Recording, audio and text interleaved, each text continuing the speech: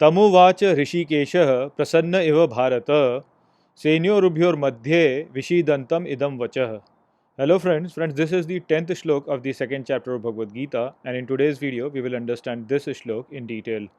So let's first go over its meaning. So the shlok says Tamuvacha Rishikesha, which means Rishikesh said to him Prasanna iva Bharata, which means in a happy state, O Bharat. Senior Ubhyor Madhye, which means in between the two armies, Vishidantam idam vachah, which means sadly sitting this statement.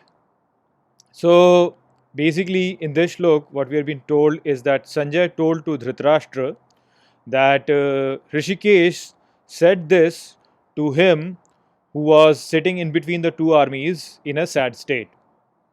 So the message that you see in this shlok as such seems to be pretty straightforward. It's basically just saying that Sri Krishna started to say something to Arjun, and we will see that from this shlok onwards, now all the main teachings of Bhagavad Gita will start coming. So up until now, the problem statement has been put in front of the readers, and now we will start to see the whole philosophical outlook that is presented in Gita. So, with that said, there are certain interesting things that you should pay attention to in this shlok. So, first of all, you can see that the name that has been used for Sri Krishna over here is Rishikesh. And if you're watching all the videos, then you know that the meaning of this word is someone who is the Lord of our senses. So, Sri Krishna is being called upon here with the name Lord of the senses.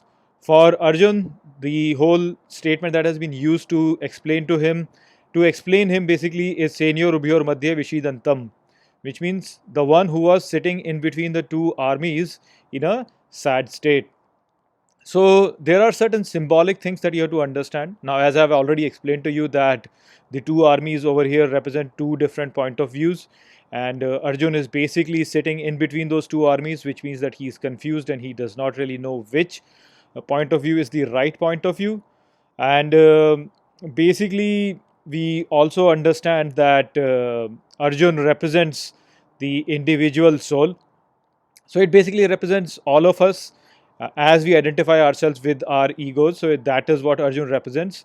And we many a times get confused in our life where we don't really know what to do. We have two different options to go to, and we find it very difficult to really know which option actually is a wiser option or an option which is moral or good. And in that situation, we have to think about it a lot. And basically, what has been mentioned over here in terms of Sri Krishna over here is Rishikesh, which is the Lord of the senses. So Sri Krishna over here is representing that divinity inside us, which is actually the Lord of our senses. And this whole picture that has been presented over here in terms of representing what is going on in Gita, in that sense, represents a soul, individual soul, which is confused, which does not really know what is right and what is wrong. And it is referring to the divinity inside it, which is the Lord of the senses, to provide him or her instructions. So that is the picture that has been presented over here.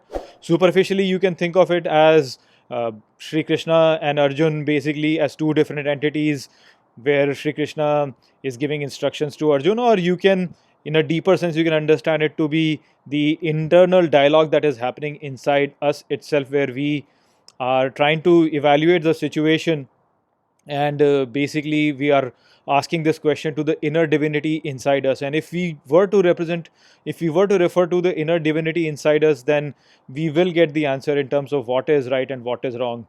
The other important thing to notice over here is the prasanna eva part over here. Prasanna eva part, which is basically that Rishikesh was happy.